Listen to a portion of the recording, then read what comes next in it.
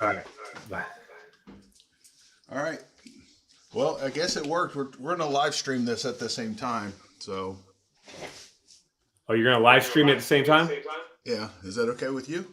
Yeah, yeah, for sure. It's our first time doing something like this, so it's 8 o'clock here for us. Okay, cool. Yeah, it's 5 o'clock over here for us. Almost So five. Yeah, how's almost your 5. junk expos going? You getting it all together? Yeah, we're putting it all together. We're excited. It's a lot of work for sure. Yeah, we're excited. We're working on it every single day, posting, advertising, getting vendors, sponsors, people buying tickets. It's a hustle for sure, but It's a lot of work, but it's very rewarding. People, Yeah. it's just seeing everybody come together and stuff. It's really fun. It's refreshing. It's always nice to help people. That's Yeah. the fun. That's the fun. It's worth more than money to me. Yeah. Although I'm not allergic to money or anything, but I hear that. It's just very rewarding to be able to make money and help others at the same time. You really can't ask for anything better than that. oh, yep, that's true. So this is your first time ever doing a live or what? No, we've done lives. We just have never done. We've never done in this format. Normally, I just like either go through a job that we're working on, or we go through the shop and show all the stuff that we just got in. So that's what I'll do next Thursday. We normally do our lives on Thursday. So we kind of derailed our channel for a minute there. I started mixing it up with Fort Myers Beach stuff, and it kind of we confused the algorithm. Then we ran so many shorts that our target audience became 25 to 30-year-old kid or 35-year-old kids, and we're looking for an older audience. So what we did is we just stopped doing shorts on our main channel, and what I'm trying to do is promote courses and stuff. That's what the channel's about for me. So. Okay, cool. So how it works is we're going to throw you backstage, do the little intro, invite you to our audience, and then pretty much JoJo has a bunch of questions. They're pretty basic questions, but they're nothing off, nothing you wouldn't want to answer. So nothing dives deep. And then go ahead. I'm terribly shy, so I'm not. I'm just being facetious. So. Okay, cool. Yeah, so we'll be live here in about 1 minute and 50 seconds. We should be able to shoot you some subscribers over there for sure. And hopefully vice versa. We'll see what happens. Yeah, he did a post today that had our YouTube link. Yeah. I seen that. I'm gonna check how many subscribers we have right now, just so I can see. It's kind of fun to kind of see. I'm kind of upset that you got more subscribers than us and you're getting more views. I'm just kidding. I'm just kidding. Oh, because of our conversation, though, I did look. I looked at our analytics because I like to do that, and our short analytic and our video analytic was the exact same.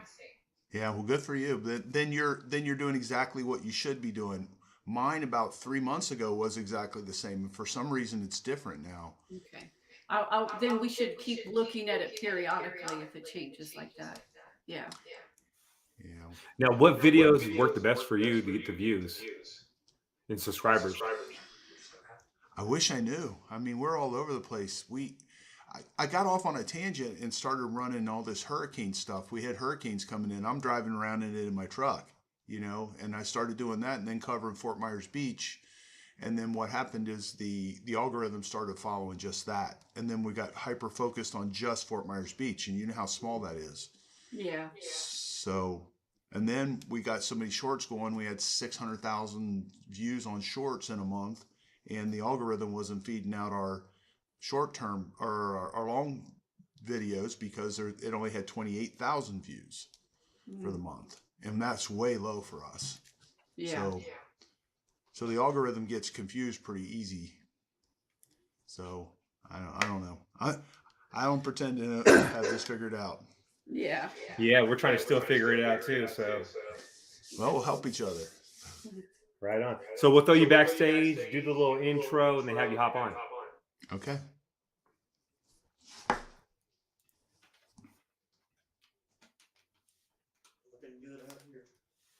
Now, welcome back to the channel, all my hustlers and grinders and go-getters, the ones that wake up in the morning, look in the mirror, say, I'm gonna get this money. We're back with another one, and we got a good one today. We do. We have a special guest, and I'm really excited to hear from him. He has a YouTube channel, so we're going to mention that throughout this live stream because you definitely need to go hop on his channel and check him out because he has taken junk removal to a whole other level. He's making money off the trash. And let me say this, we are throwing a lot of trash away, a lot of money away, Yes. you viewers out there. So he's going to break down stuff that he makes money on, cabinets, kitchen cabinets, all kinds of stuff that us normal junk haulers would throw away. We would just throw it away, and he's not. And let's hear from him and hear how he does this differently. Now let's welcome David Lockwood. What's going on, brother? How you doing? All right. Hey, thanks for having me on. I We appreciate it. appreciate it. We Yeah, got the two coasts represented here. You We can't go do. much further this way, and you can't go much further that way, right? Yep. And all the subscribers will, meet us in the middle and log on. It does take a little bit of time for people to, start hopping on and saying hi. And as questions come in, we'll probably answer them if they're like relevant to some of the things that we're talking about. But for those that don't know who you are, like introduce yourself, let people know what you do. Okay, so we're a junk removal company. We started out as a junk removal company. At this point we do junk removal, we do tile removal, we do concrete cutting, we do selective demolition, and we tear down houses. And then we use all of these different things, and we buy rental properties and do set up Airbnbs. So, and then we use the kitchens and the baths we get out of these high-end properties and the furniture and stuff to rent it to do the Airbnbs. So that's what we were doing. Now, I lost my shirt after 2007. The market crashed for the real estate business. So I basically went from playing went from playing Monopoly to playing Sorry overnight. So I went for 1 year making crazy money, and then I made 10 grand the next year. So I had to start all over. And then I started doing junk removal just to survive, just to keep, I wanted to put my son in a private Christian school so that he wouldn't be subjected to these huge, crazy schools here. And that was my whole goal. And I was using junk removal just to survive, to go back into the real estate business. And then lo and behold, this whole thing evolved. It evolved into what we have now. I have 90 trucks and trailers at this point. So just as a scale. And in the beginning, it was me in one truck and the two teenage kids in other trucks, and we just grew it from there. Doing everything ourselves, hands-on. Wow. So you got 90 trucks and trailers out there in Florida running around? Yeah. Yes, sir. Wow, that's that's amazing. So how long you been in the business for? Is it 17 years?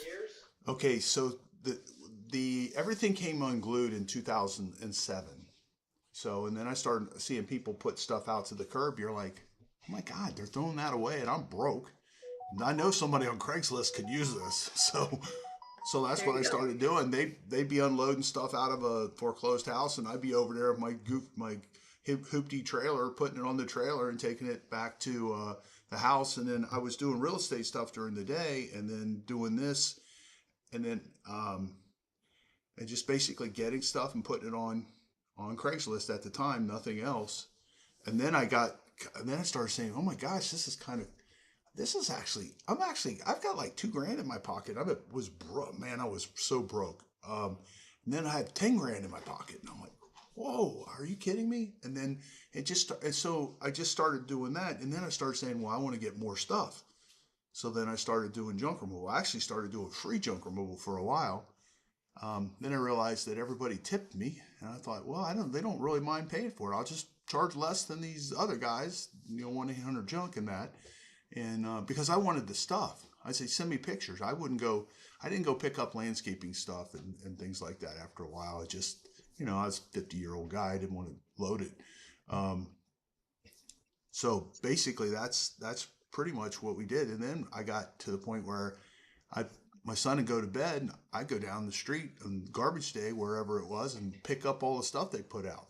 I mean, people throw away perfectly good stuff all the time. So, That's and then it just the momentum just created, grew, and then we bought one truck and paid cash for it, and bought one trailer and paid cash for that, and we paid cash because we didn't have credit. We were toast after the market crash. so So, that you're a perfect example of keeping your eyes out for opportunity and grabbing them. Because we often just say that over and over again on our channel is opportunities out there. You just have to be looking for it and you have to be jumping on it. And you've seen an opportunity when people are putting things to the curb to like grab it, make some money off it, and then just take it even further. So well, great, great. it's definitely more work. There's no doubt about it. You have to get a little more organized, but once you do, you're making money coming and going, and you don't have to kill yourself getting the jobs, because you can be more competitive, because the real money is in, or at least I live in a market, and I focused on a really wealthy market. I was living in a kind of a lower income area called Cape Coral, and then I went after, I did my advertising and stuff like that in a place called Naples, and in Sanibel Island and Fort Myers Beach. And I focused on that because they throw away perfectly good stuff all the time, you know? Although it's amazing how much stuff I would pick up in Cape Coral on garbage day. People just, they don't have basements here. So they just don't have any room. It's either put the car in a garage or leave the dining room set, so. Now I got a question for you. Since you like demo houses and stuff, like what are the big ticket items that you find at these houses and resell? Because you were telling me over the phone about that copper when you like knock down the house and you pull the copper out the ground, you can make good money doing this. So if Well, you the video I have out Friday, it says miles of copper we're pulling out from a complex we're doing, and we're literally taking a little mini skid steer and connecting it to the wires and pulling them out. This is 50,000 square feet. Well, most of the time that kind of stuff just gets left in the ground, gets all tangled up when they're doing the last bit of the demo, and then ends up going to the dump. So, we might get $20,000 or $30,000 worth of scrap out of this project. But, you got to be intentional about it. It's definitely more work. So, but scrap metal is one of our, so the junk removal, there's scrap metal, the tile removal. These are all things you don't need licenses for, and they make crazy money. Tile removal is something nobody wants to do, and if you got the right tools, it makes great money. In most places, you don't have to have a license to do it. So, and a lot of selective demolition. We did selective demolition for the longest time, and we never. I had a license, but I didn't have it active. I was broke, Nobody ever said anything about it. So, but what happened is I'm doing a junk removal, and the guy would say, "Hey, who do you know that takes out kitchens?" And where I come from a lower income area in Cincinnati, Ohio. Well, we did it. If we were going to put a kitchen in, we took it out first. Well, down here, somebody takes out the floor, somebody takes out the kitchens and baths. Everybody does something different. So one day I'm driving around in Cape Coral, and somebody set a kitchen cabinet set out on the street, and they cared about it. They took care of it and put it out nice and neat. So I loaded it on my trailer. I thought, I wonder if this would sell on Craigslist. So I put it on Craigslist for $500, and I put it on at like 5 o'clock, and at 11 o'clock at night, I'm helping someone load it up. And I'm like, that's pretty cool. So then the next day, a guy says, "Hey, who takes out kitchen cabinets?" I said, "I'll take them out." So I took them out. I charged him $300 to do it. It took me 2 hours. And then I turned around and put them on for $1,100. And then I waited 4 weeks, and they sold. So then I realized there's a market for that. And then there's some little secrets inside of that. There's certain things you want to do with the kitchen cabinets are not worth much money, but a kitchen cabinet set is worth some money, even if it's older. Wow, that's great. So you mentioned that you have a new video coming out on Friday. So I did put the name of your channel up, Remove It Pros, so people can look you up and check in the description because I do have a link to his channel and subscribe and watch the video because, like we said, he's removing items and reselling things that we we literally throw away so often. Yeah. Now I got a question. What's your biggest mistake you made first off starting? Like, what's the biggest mistake you made starting out? God, and there's probably a million of them. Um, Picking up landscaping stuff, I think, because it's a lot of work. And then pricing things off of pictures and not getting good enough pictures. And then you show up and you're like, oh my God, this pile looked this big and it's this big. And you know, you didn't want to go back on your word. So you kill yourself doing that. We for a while there, we were doing roofing stuff. We would go pick up the roofing material from jobs. That was a lot of work. It never made it. It was never worthwhile. That kind of stuff.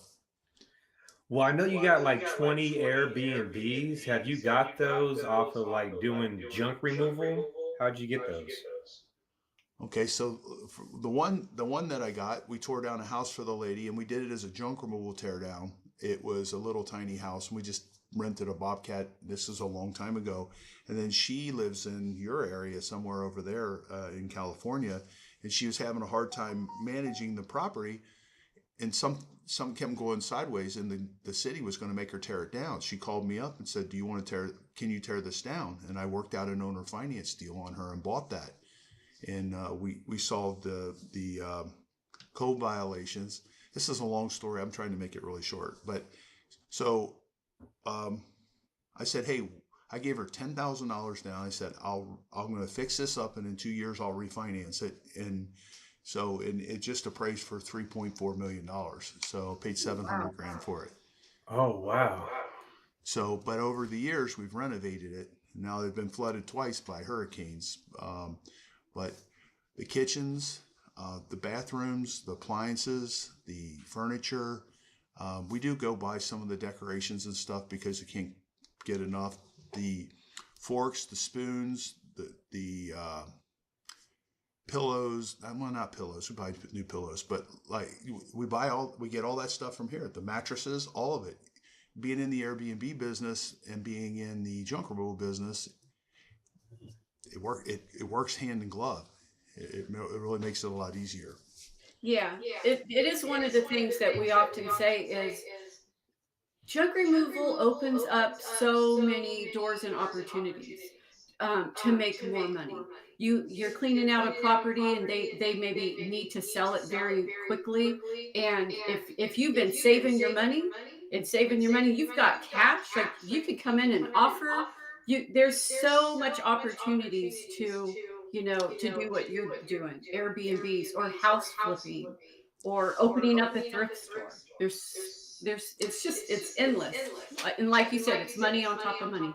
And it's funny you say that too, because today I was doing a job at a school and I was just talking to someone there. It was one of the teachers, and he's like, "Hey, I got a couch at my house. Might need hauled away."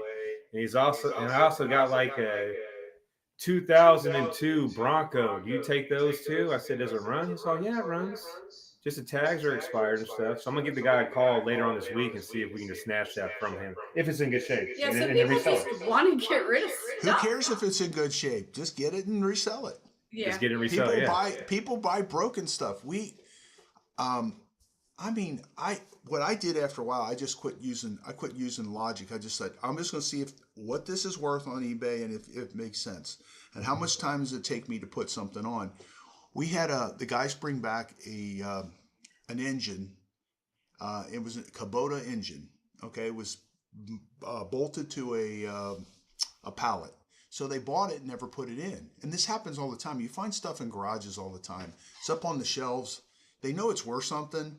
They're never going to use it again, but they paid $300 for it. They can't return it or whatever. All that stuff can be worth money.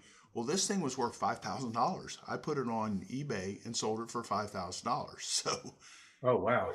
now they said, well, how do you know it worked? Well, I just used my brain. I said, geez, it's bolted to a pallet.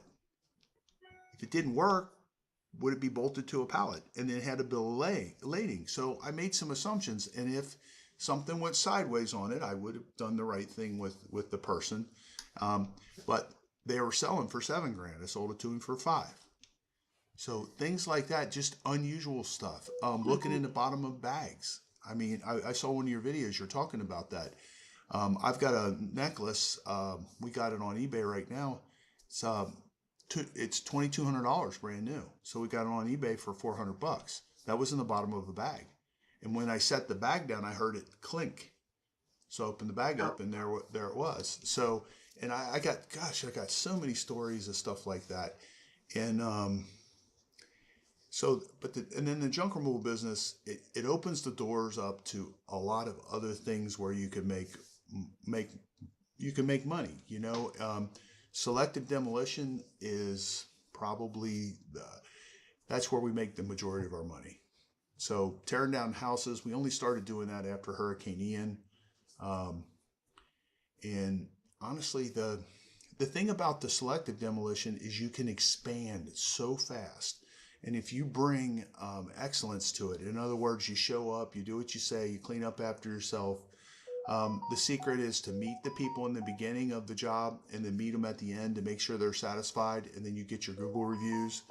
I give my guys bonuses if they get Google reviews. So they're asking for Google reviews, and it all works. It just works. It works. I would imagine you're in the same or very similar kind of market that I'm in Sonoma. I would think you Yeah, are. we're in wine country. There's a lot of money out here. Certain areas we don't advertise, but people aren't scared to spend the money as long as they trust you. Like you said, you show up, you clean up, you give a 5-star service. They'll tip you. They'll be happy. They'll tell their family, their friends. It's just a no-brainer. You got to come with 100% excellent customer service to get those repeat customers on the team for life. Yeah. So There is a question. Do you need to have insurance for demo work? yes, for sure. And if you're going to do, if a good portion of our work is in these high rises, and the high rises are crazy, very particular about stuff.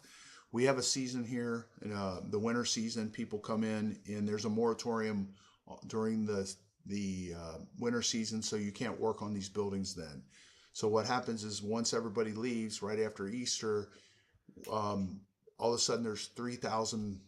I'm in a really, really tiny marketplace. There's 3,000 demos or renovations going off in a minute. And 900 of those are my customers, and I can only do 25 of them at a time or 20 of them at a time. So you get, but at any rate, yes. And in those high rises, you got to be licensed and insured. Yeah.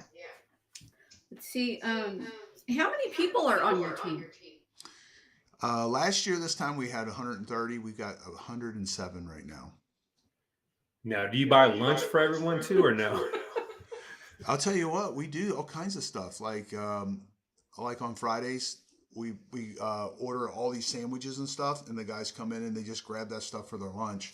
And then we start everybody, and we don't take lunches. We don't leave for lunches. So everybody comes in the morning, they unload the trucks, they get the scrap off the trucks, they get the stuff that we're keeping off the trucks, and they put it in our warehouse. Then as a group, they go down to the gas station at the end of the street, and they fuel up their trucks, and they get what they need for the day. So that's how we do it.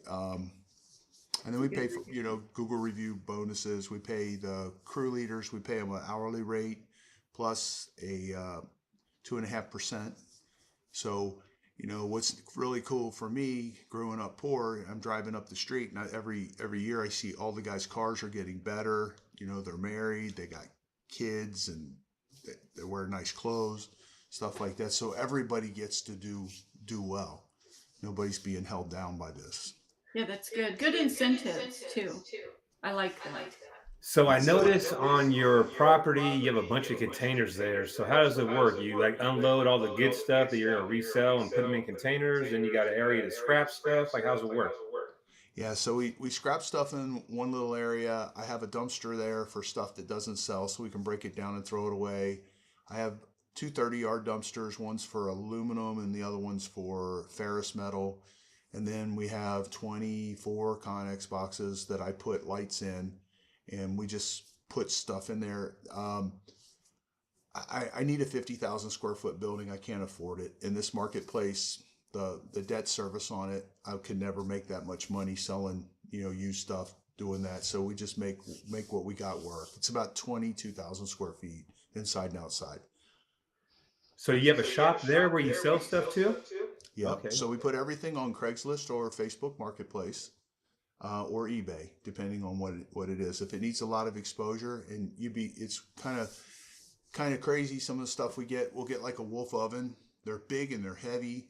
Nobody really wants to mess with them. We give a decent price reduction on our demo because of something like that, and then we turn around and sell it. I just sold one last month. We sold it for $8,000 on eBay, and we shipped it out. Oh, you shipped it out. Now that's the stuff I want to know. I want to know, what should we be looking out for that you see junk haulers throwing away all the time that we can make extra money on? Like, what's the money makers? Well, first of all, most people will tell you this. They'll say, that doesn't work. You can't make any money doing it. I'm like, okay, whatever you say. Especially the big guys on the tearing the houses down, because we'll go in and we'll take out the kitchens and the baths, and we'll take out the windows and stuff if they're hurricane rated windows and that, and we resell them. But there's a commitment. I might have $3,000 or $4,000 in labor getting all this stuff out, but then I got $20,000 worth of stuff to sell. Well, that math works, but you got to put systems into place to handle it, because when it comes off the truck, I got somebody to clean it, and I got somebody that's going to measure it up, and we do business a certain way. We measure everything. We show them. The first picture is it. Let's say it's a kitchen cabinet set. First picture is of it in the kitchen installed. The second picture is it's sitting in the warehouse. So I'm bringing the expectation down. Then the third picture is the defects. We want to show you what got scratched, what got dinged up, what's not good about it. Then we show you all the measurements. So you literally should be able to just bring your trailer and come to the shop and pick it up. So we got a reputation for showing things the way they are. So I like that a lot. So you got to show up to the property, you see the cabinets, you take a picture of it right there, then you load it up, bring it to the warehouse, take pictures of it again with the measurements and any scratches. I love that. We do that a lot too. One thing that we do when we sell stuff is I always put stuff by the Mercedes. I got a Mercedes out front. I'll open up the garage and I'll put the couches by the Mercedes. And then couches are money makers for us. So when I thought he was nuts to do that. I just didn't think that worked at all. But so many people will comment. They'll comment when they come to pick this stuff up. Oh, I loved your Mercedes in the picture. But it was just showing them that it came from like a nice house or something like that. I just didn't think it would work, but it does. It works. Psychologically, that helps, especially if it's sitting in a garage, because we have a hard time selling furniture from our warehouse because people get the icky factor going on when you're buying stuff from a warehouse. So like right now, we have so many kitchen cabinets and stuff coming in that we're literally going to throw away 2 or 3 dumpsters full of furniture. And there's nothing really wrong with it, but I can't sell it and I don't have the time. I don't have the time to do anything. We'll curb alert. We're going to curb alert it first and put it out on Craigslist and do that, which is a lot more work because you get a lot of needy people coming and burning time. So, yeah. But go ahead. Oh, so somebody asked a question. What is selective demolition? Selective demolition is take out this bathroom, don't take out that bathroom. Take out just the cabinets and just take out this wall and take out the flooring, but don't take the flooring out in that wall, in that room. So that's selective demolition. So not necessarily tearing everything down, but just the parts that they want. Okay. Right. Thanks for clarifying that. And there was another question. Can you explain just a little bit about what permits are? Like, how do you get them and what do you kind of need to do the demolition that you're doing? So a lot of, let's say you're a junk removal company and you want to work for, you can work for a general contractor. You can just have them put you on their payroll for a minute, and then you're covered under their insurance. They go get the permits. We don't go get the permits for this stuff. We do get permits for tearing down the houses. But you want to work for general contractors because you want them to deal with the homeowners, because the homeowners are typically very unsophisticated. They don't know a lot about demo. When the 10 times a year that we have problems with things being taken out that shouldn't have been taken out or whatever like that, all come from homeowners miscommunicating or they don't know what they're doing. They're trying to save money, and then they have us do their demo for them, and then they told us to take that bath out, not that bath, and they took the wrong bath out. So That's it great. happens. So, and then somebody else asked this, but you just answered it. So it's really great that you mentioned that, because so many people would see that as a roadblock and then decide to not go down that road. But like you said, it really is all about networking, meeting people. So go and find a contractor and network with them, and then you could do work under. I know people that do work under their umbrella of protection. It's pretty. I've been a builder for a long time before this all happened. It's very common to use your tile guys, to use your labor guys to do your demo. Rarely do any of them guys have contractors licenses. In my area, we're in an area that's like Beverly Hills. Okay, it's super crazy wealthy, and they're anal about everything. Most areas, like if you go up into Cape Coral or any of these other areas, anybody's just doing the demos. So yes, you're supposed to have a contractor's license. Yes, you should do it that way. If somebody asks you to take a kitchen cabinet set out, I mean, really all you're doing is unscrewing furniture from the wall. So, I mean, it's a decision you have to make on your own. Getting a contractor's license, it's a big deal. Yeah, it's pretty big here too. So I got a question for you. I watched one of your videos recently where you showed up to this one house, you threw a chair through the window and it broke, and there was a squatter there. Like, what's the most craziest job you ever been to? Like, wildest scenario? Oh, you got a lot of them, I can tell. No, I'm just trying to think of one. Oh, geez, I don't even know. That one there, I walked around the corner and there's this guy underneath this house. This is on 51 acres out in the middle of bumfuck nowhere. And then I walk around the corner, I'm like, whoa, who's that? And this guy's cracking out right there. He's doing crack. I'm like, Oh God. So he was like, what, squatting on the boat and then like swam to the shore and then like went inside the house and stuff? I have no idea. So the guy says that his brother was staying in that house. The old guy that we're tearing it down for, he's 80 years old, had mobility problems, so he hadn't even been over to these properties. And what happened is he sold them to Lee County here, and they're turning it into a preserve. So they want all the structures torn down, and then they would close on the property. So he told these guys to leave, and they never left. They're living out on their boat, and then when he wasn't around, they were in the house. So I went over there and very nicely showed them I was going to make this very difficult for them. So they did leave. It was an interesting video. So, you could check out Remove It Crows on YouTube and find that video. Do you remember what it was called? It's 6 houses on 51 acres. Okay. And look for that title and give that a watch, because that was quite an interesting video. No, it had me hooked for sure. Hudson, can you put that in the chat or whatever? Now, do you have a bunch of dumpsters on your property too, or no? Or you rent those? Yeah. So we chose not to go into the dumpster business here. The dumpster business here is run by the mafia, and we don't want to deal with them.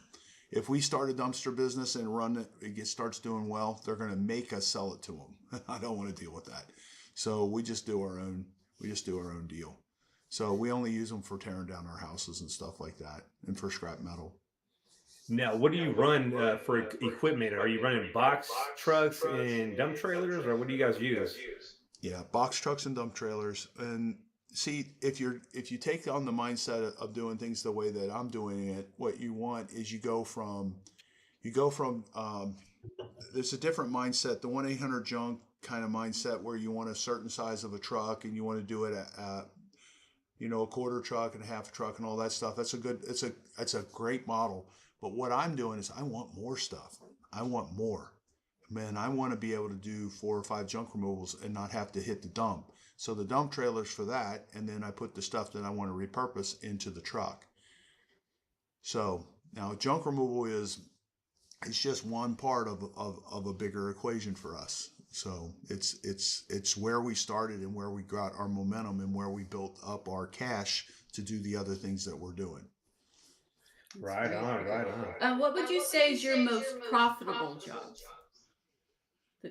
Kitchen cabinets. We sell Okay. we sell 1,200 kitchen cabinet sets a year. So about 1,200 fridges a year as well. Wow. Yeah, kitchen cabinets are expensive as hell. Yeah, we haven't done ours yet. We haven't done it. We might call you up. You ship to California? That's my next question. Just come down and visit and just drive a truck home. It'll be worth your while. And these, you wouldn't believe some of these kitchen cabinet sets we get. You're like, oh my God. And sometimes somebody will buy something and we'll demo it.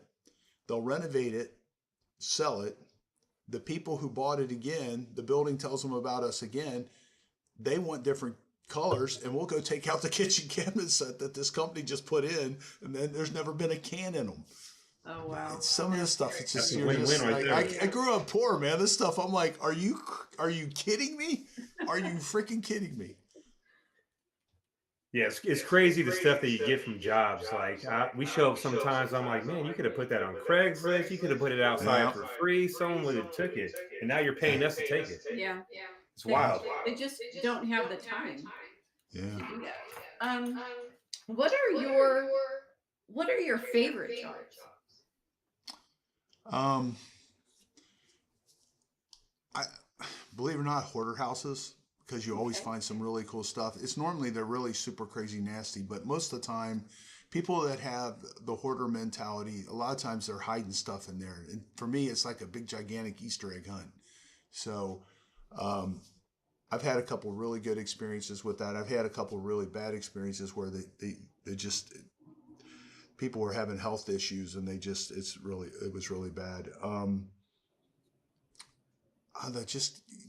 I had a guy who moved from New York to here, and he had a 10,000 square foot house up there, and he moved into 2,500 square foot. He kept having a truck come down one truck at a time and bringing the stuff down. And would have me come there, and he would sort it. Here, you take this, and I'm take that. And I'm like, and I'm going back. I've got like $20,000 worth of stuff on my truck. I'm like, are you freaking kidding me? And then I'm taking it back to Cape Coral and putting it on Craigslist and all that. And I mean, it never ceases to amaze me. And kitchen cabinet sets go in, and they just put them in 2 years ago, and they're brand new, and they're $30,000 worth of kitchen cabinet sets. Nice. It's so I'm mind blown because you've really taken junk removal and you utilized so many different opportunities and ways to make money that, like you said, yeah, you're making money on top of money. You're making money getting your stuff, and you're making money when you sell it, and now I'm wondering, what is your best find? I hear guys all the time, they find like a safe full of cash, or maybe they find some gold or something. I have never found a safe full of cash. I have never found that big jackpot yet. I'm looking, but you've been in the business for 17 years. What's your biggest find you ever found? I can only imagine. The biggest find is we did there's a guy who's really, he kind of squeaks when he walks, and he called me up and wanted me to do this junk removal, and I said, okay, that's fine. I said, but I get everything that's left. Okay? I get everything that's left, period. Okay, I'm going to go do it for this cheap amount, but I don't want to hear nothing. So, and his mom had passed away, and so we had this really nice dresser that had locks on it, and we couldn't find the key to one of the locks. And we didn't want to break it open because it was a nice looking antique. Now, antiques are hard to sell in our marketplace. So one day I'm walking through the warehouse, and I noticed that the bottom drawer's open and we didn't have the key for it. Well, apparently the key was hidden somewhere on the dresser. Somebody had opened it up. Well, I pulled the bottom drawer out and guess what was in there? $5,800 in $100 bills.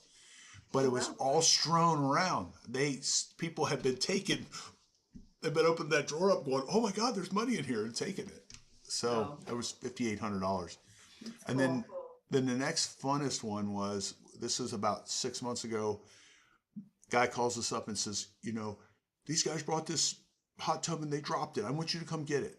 And I'm like, what are you talking about? He says, Home Depot sold me a hot tub. When they brought it to my house, they dropped it 2 foot off the truck. He said, and I told him I don't want it. So he went back and forth with the manufacturer. They ended up paying us $500 to come and get it. We took it back to our shop, opened it up. I mean, it was literally in the original packaging, filled it full of water, started running it, make sure it ran. There was one little piece that got broke, and we glued it back together, and I sold it for $3,000. So it was Nice. Right a on. $5,200. That's what they sell for at Home Depot.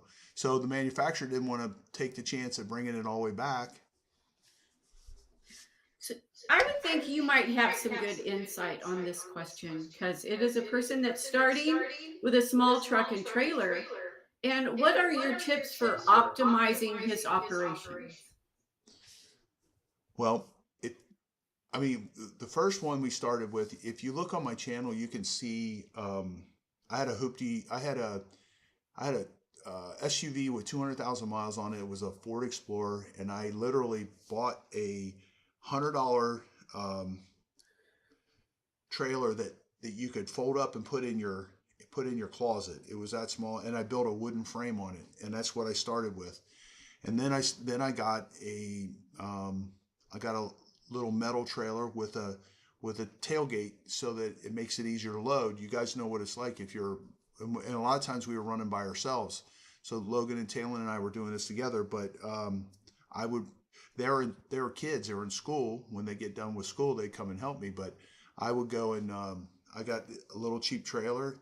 I paid like $1,100 for it, I think, and it had a ramp on it. I think it was like a 6x10 maybe. So, and then that's what I did. And then I put it on just a normal SUV until I got something better. And then what happens is if you just don't spend everything you make, just keep some of the money and just go ahead and buy something better. Making money coming and going, you're making money going there, and then you're coming back and you're selling stuff while you're waiting for more calls to come in and so on and so forth. You're putting stuff on Craigslist and that, and you're making money, both ways. Yeah. So And even if Matt, you got a car, if you can put a hitch on it, all you need is a trailer. yeah. And if you go to somebody, everybody's trying to get junk removal done for the cheapest amount of money. Now, I don't want to be teaching something different than what you guys are, but nobody really wants to pay for junk removal. So if you have to make 3 trips, they don't care. They don't want to spend a lot of money. Mhm. So when Matt started with just the pickup truck, he didn't even have a trailer. It was just a pickup truck. So he put wood walls on it so he could do bigger loads and charge a little bit more money. But yep, it's multiple trips. And then the same thing with the utility trailer when he was able to get that, he put wood walls on that also. So it enabled him to, take more loads. So that's our advice. If you don't have walls, maybe try some walls and just go back and forth until you don't have to anymore. Yeah, sometimes you gotta do what you gotta do to make shit happen. So in the very beginning, I know you worked your ass off. We worked our asses off to get where we're at now. I think a lot of people get it twisted thinking that the junk business is easy. Yes, easy. It's easy to pick up the trash, load it up, go to the dumps and dump it. The hardest part is getting your phone to ring. And I hear a lot of guys that call me up like every day. I get at least 4 or 5 phone calls from subscribers. And they always ask me, "What should I do? How should I start? Should I get a brand new dump truck? Should I spend that money and get a brand new dump truck?" I'm like, no. Start with what you have and let the market tell you when to grow. Don't go out there and spend a bunch of money on a brand new dump truck. I started with a 2000 long bed Toyota Tundra, and you said you started with a bucket. What's that? You said you started with a bucket, a little hoopty or whatever. In California, we call them buckets. But you said Oh, you okay. started with a hoopty, so there's Yeah. money out there to be made for sure. Yeah, there is.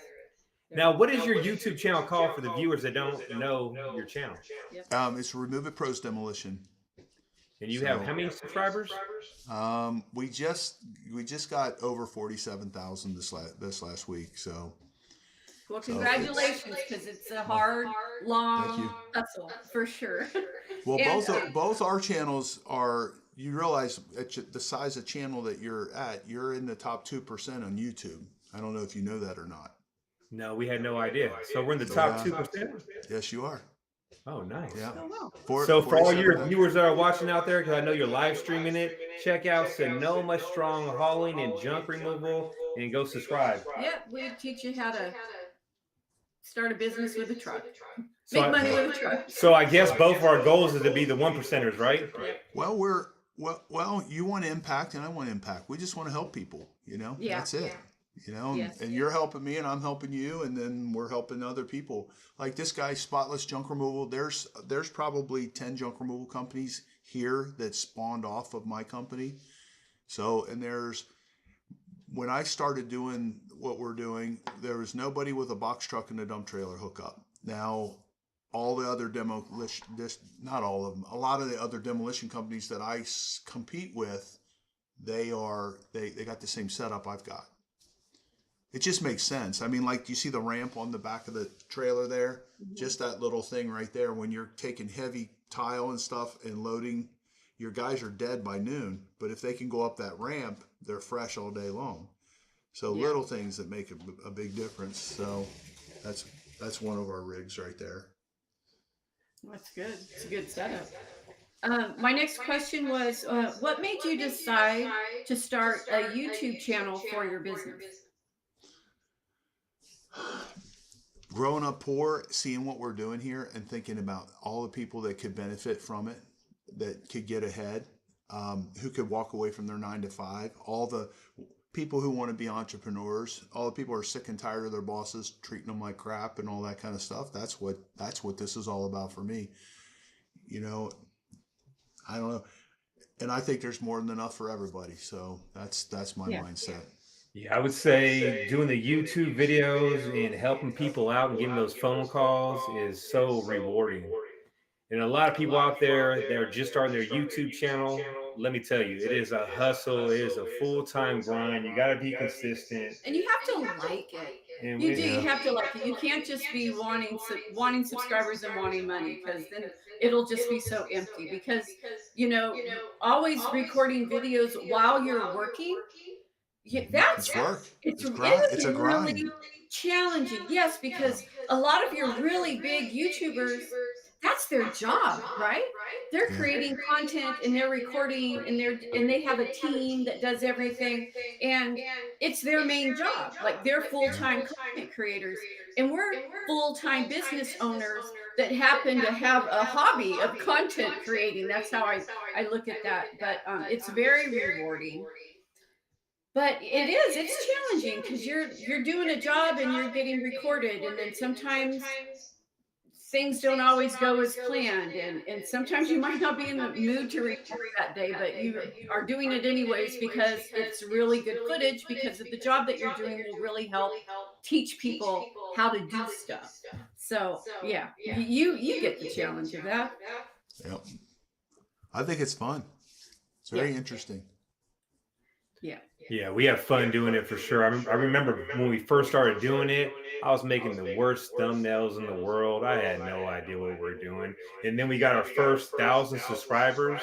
I was like, oh, hell yeah. We were like, we didn't even think 100 people would want to watch us pick up junk. We actually started the YouTube channel just because it was a free platform and we didn't have money to advertise.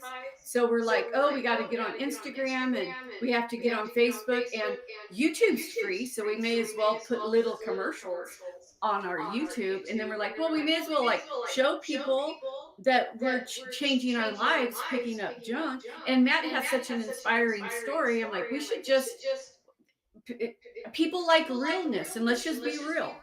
And yeah. Now, I don't know about your channel, but on our channel, guess who's always in the commercials? Do you know? Who? 1-800 got junk. Every Every single time we yeah. start a video, it's 1-800 got junk during the commercial. Oh, is that right? That's Yeah. interesting. That's funny. Um, You know, it's funny. I remember sitting next to them dumping my trailer, and they're dumping their stuff. And I'm looking over there going, man, that's about $10,000 worth of stuff you're dumping. So, yeah. We do that a lot. What is the best way to secure work with general contractors and property managers? once you get a job with someone, do a good job. Get them to meet you at the beginning, get them to meet you at the end, and then the word of mouth will take off, because that is so unusual today. It shouldn't be, but it is. It's so unusual today. So what happens is you're able to, for us, we're moving into a new market north of us, and we've spent like 50 grand advertising up there, and we're getting no traction. Not the traction we should get. Here we're at 97% word of mouth advertising. So we can actually pull more business than we can do for half the year. The other half of the year, we're running around doing anything and everything we can to stay busy, because we don't want to lose the guys that we've got trained up. So That actually, I'll go back to this one, but it actually leads into this one. Spotless Junk Removal says, remove it pros, he'd love to help with any little jobs you may not want. tell him to call Lisa and make friends with her, because we turn down junk removal jobs all the time we can't get to. I mean, right now our schedule is completely full. I had a guy down the street. We're taking out his kitchen and his baths, and we got a full schedule. We said we'll do it this Saturday and next Saturday. Well, they're losing their minds because they want us to come do it now. And I'm like, you have to wait till next Saturday. And then I'll put 2 crews or 3 crews on it and we'll knock it out. And I already did half of it last Saturday. But you can only do what you can do, you know? Yeah. Did we answer this one? No. already? So JB Hauling and Junk Removal asks, what was the worst job you took on? Picking up shingles. I do not recommend it. And I didn't have a dump trailer back then either, so Yeah, I agree. It there's can nothing look that like a sucks little worse than pile. that. Huh? It's like peeling an onion, right? Yeah. It's so heavy and it looks like it's a little pile, but you keep going and it's never ending and it just goes and it's so heavy. I agree. Yes. And it's hot. The sun makes it even hotter. So Spotless says he's gonna call Lisa. So he's gonna call Lisa. All right. Right on. Special K says handshakes and hard work. Yeah, meeting people in the beginning and at the end. We do that. We always have the customer come out and make sure we got everything, make sure everything looks good. Not only is that great because you're making sure that the customer's happy before you leave, but also they'll often add more stuff. Oh yeah, that's right. This can go and that can go and that can go. Well, the other thing it does, for what happens is your employees, once you get to the point where you have a lot of employees, it puts them on the spot that they got to get everything done. And then when you're doing the selective demolition part of this, getting every screw, getting every little piece of tile off the floor, if you do that every time, what happens is the people that you're working for, they're not getting back charged, because the guy coming in to do tile, he may not have demo hammers and stuff to take tile up. He just puts tile in, and he's got the tools for that. So now he's got to go to Home Depot. He's got to get a chipping hammer, bring it back, downtime, so on and so forth, and he charges for it. So if you do all that stuff and get it done completely, then you go look at our Google reviews. You'll see what I mean. It's just, to me, it's amazing. And people, when they know you work for Remove It Pros, are like, oh my God, you guys, and you're like, oh my God, we're just demo guys. We're just junk removal guys. It's crazy. Yeah.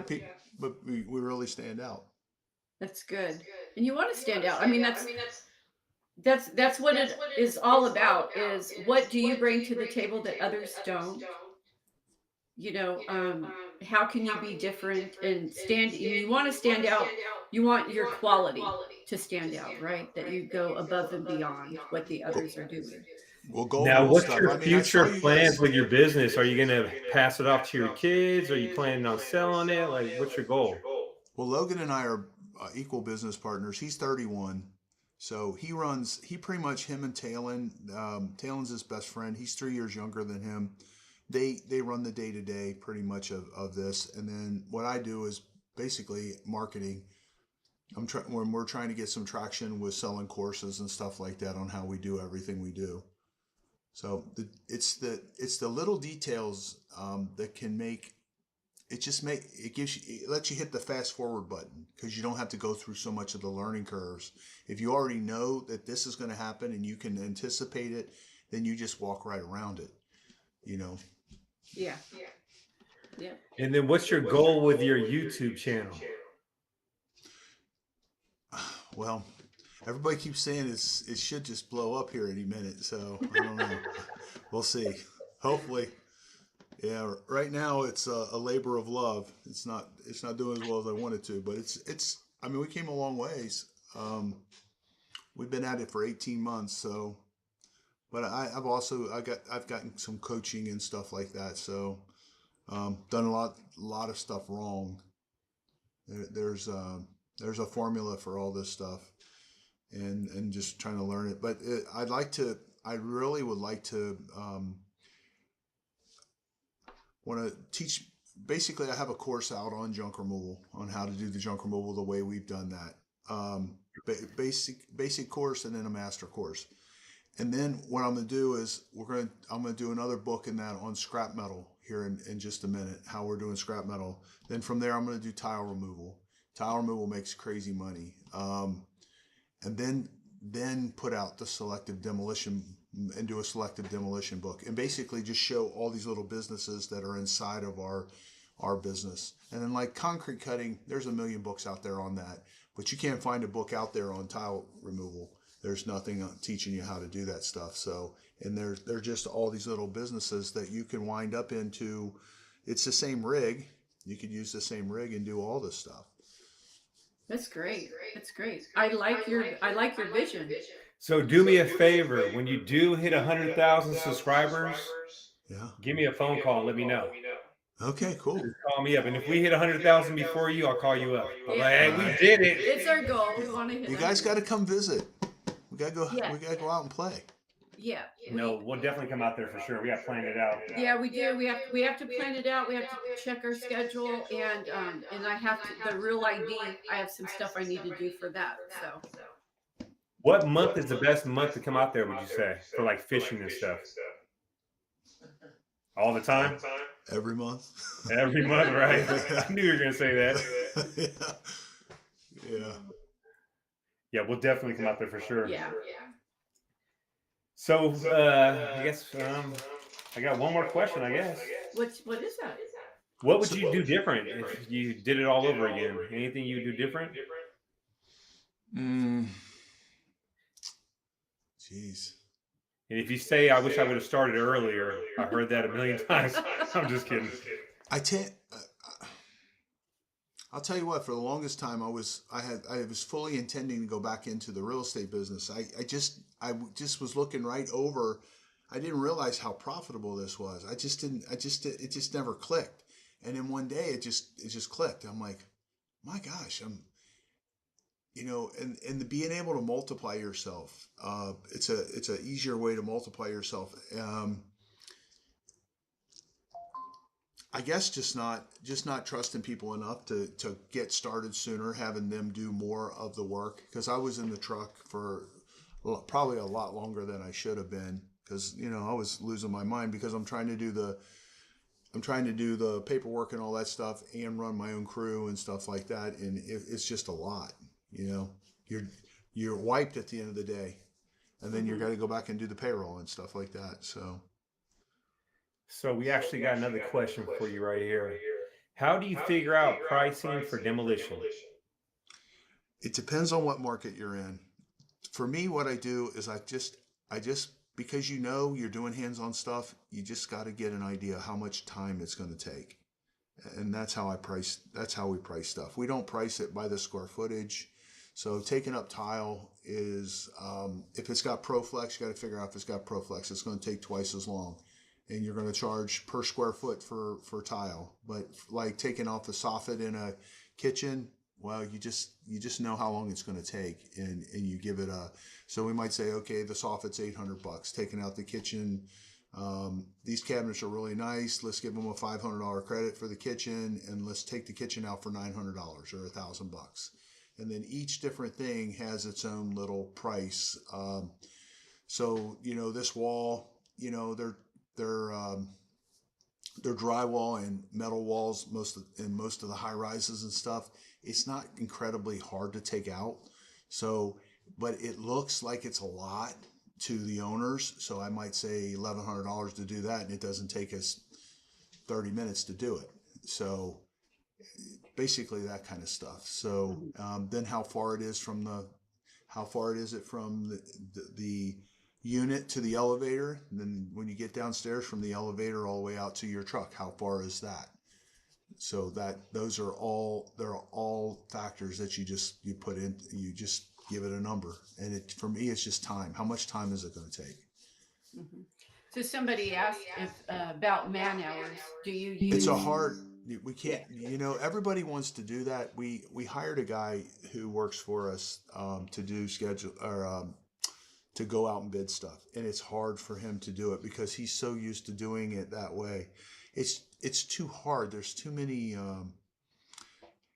factors, and when I say you do it by time, you're like, okay, we normally charge $1,200 to take out a kitchen, but I got to go 2 football fields to get it to my truck. So that's going to take me a lot longer. And most people aren't going to do these kind of jobs because they can't. They're not trusted to be able to do it. So there's no magic formula. Yeah, we get that for junk removal too. People are always, what would you charge? It's like, you can't show us a picture and ask us what we would charge. There's so many variables. It's just different. It's different all the time. It depends on your market and where you live. And like you said, all the variables of, can you pull right up to the stuff? Is it upstairs, downstairs? How difficult and time consuming is the job going to be? Are we going to back up and load up a truck right there because everything's in the garage and it's within like 3 feet? Or are we using the elevator going up to the 7th floor, or climbing a million stairs? There's so many different things that come into play when you're pricing. It's just not a one size fits all. Now, where can people find you at that just tuned in on YouTube? Remove It Pros Demolition is where our is our YouTube channel. Remove It Pros Demolition. And there's also a link to the channel in the description, and I highly recommend that you hop over there and give him a follow, subscribe, and watch some of his videos, because like we said, he has taken junk removal to a whole other level.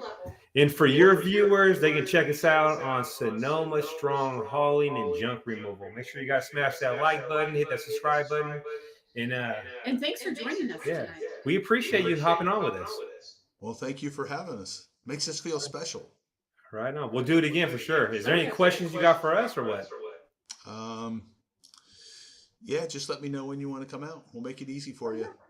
Yep. All right, sounds good. I was checking out the Airbnbs already. All right, I was checking them out. You sent me the link. I was checking them out. Yeah. All right. Well, that's cool. So are we done then? Yeah, we're out of here. We're done. All Thanks right, for joining us today. It's been a pleasure, and I've actually learned a lot. All right, you take it easy, brother. All right. See you later. Bye-bye. Bye. And just like that, he is killing the game, JoJo. And he's pleasant. Really nice guy. He's out there in Florida doing it. So we are done for the day. We worked today. We're done with YouTube today. I'm going to go. I'm starving too. I know. So make sure if you guys are on the West Coast, go to thejunkexpo.com and check it out, because if you want to learn more about the trash business and run a better trash business, this is going to be the place to be, October 24th and 25th. All the YouTubers are going to be there. We're going to be there, and hopefully we see you All right, there. man. Thank you for watching, and we appreciate you. And we'll see you on the next one.